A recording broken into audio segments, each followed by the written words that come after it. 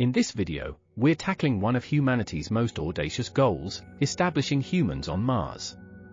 We'll explore how private companies like SpaceX are racing to send the first boots, how NASA and its partners are testing the science, why robots are the advanced scouts, what it takes to survive the journey, and how close we really are to crossing the divide from exploration to colonization.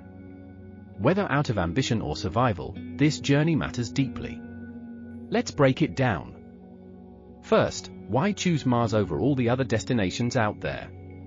Mars is our solar system's most Earth-like neighbor, just 500 million kilometers away at closest approach, with day-night cycles and seasons similar to Earth's. It's the culmination of ambition that took us to the Moon. NASA's Moon to Mars approach sees lunar missions as stepping stones for deeper space exploration. Elon Musk calls Mars the backup plan, a way for humanity to survive a catastrophic event on Earth and to spread life beyond a vulnerable planet. Think of Mars as the next frontier after the West Coast was discovered in America. The Moon was our first landing place, Mars is the next world to settle. SpaceX is building Starship, a fully reusable rocket capable of carrying over 100 people at once. Elon Musk envisions uncrewed Starship flights to Mars in the late 2020s, with crewed missions shortly after. Starship's secret sauce, reusability plus in-orbit refueling, game changers for reducing cost per launch. NASA aims for human missions around 2033, investing in deep space habitats and life support tech. Emerging programs by ESA, JAXA, Russia, India, and China are working on sample return, robotics, and infrastructure that support settlement. Public-private partnerships like NASA Starship deals are aligning global momentum. Home and transfer orbits, every 26 months is the optimal window to travel from Earth to Mars. The next opportunities are 2026, 2028, and 2030. SpaceX roadmap, uncrewed demo in 2026 to 27, with cargo runs in 2028 to 29 and crewed flights by 2030 to 31.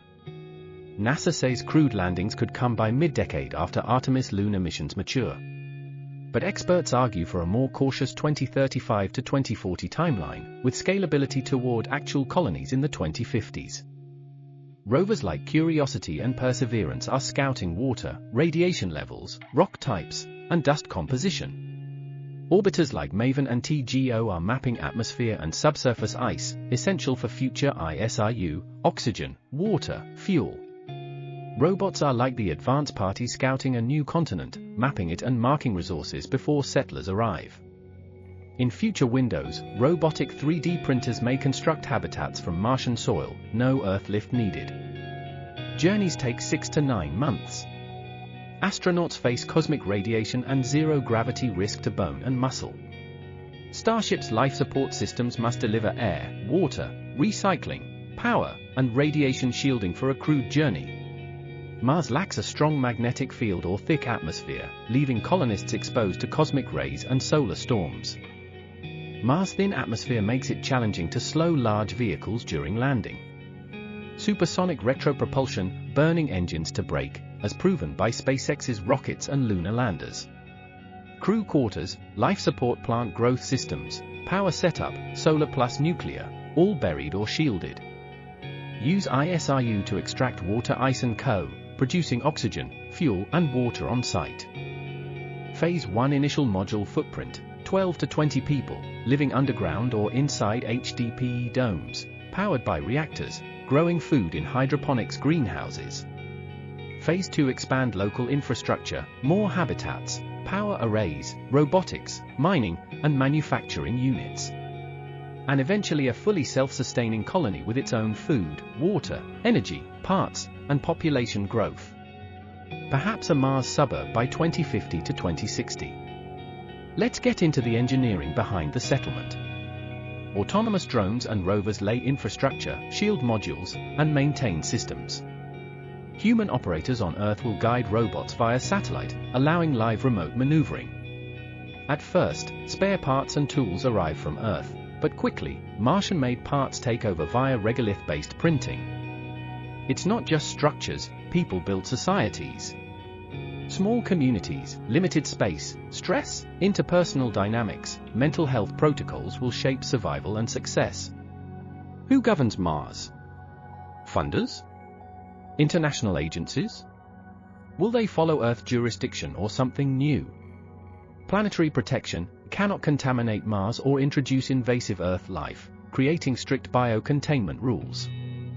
Let's wrap up with why all this matters, far beyond cool astronaut suits. A multi-planet civilization can survive cosmic disasters or nuclear threats and save human legacy. Life support, water purification, recycling, robotics, all benefit Earth projects like remote living or climate adaptation. A Mars mission is the kind of challenge that rallies humanity, just like the moon landing did. We're closer than ever to making Mars more than a dot in the sky.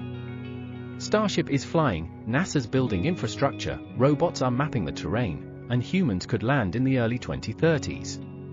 After that, we'll need closed-loop systems, EDL breakthroughs, community planning, and strong global alignment.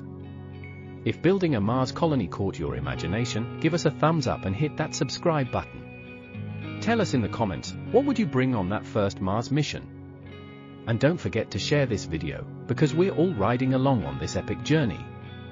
Thanks for exploring with us, see you on Mars.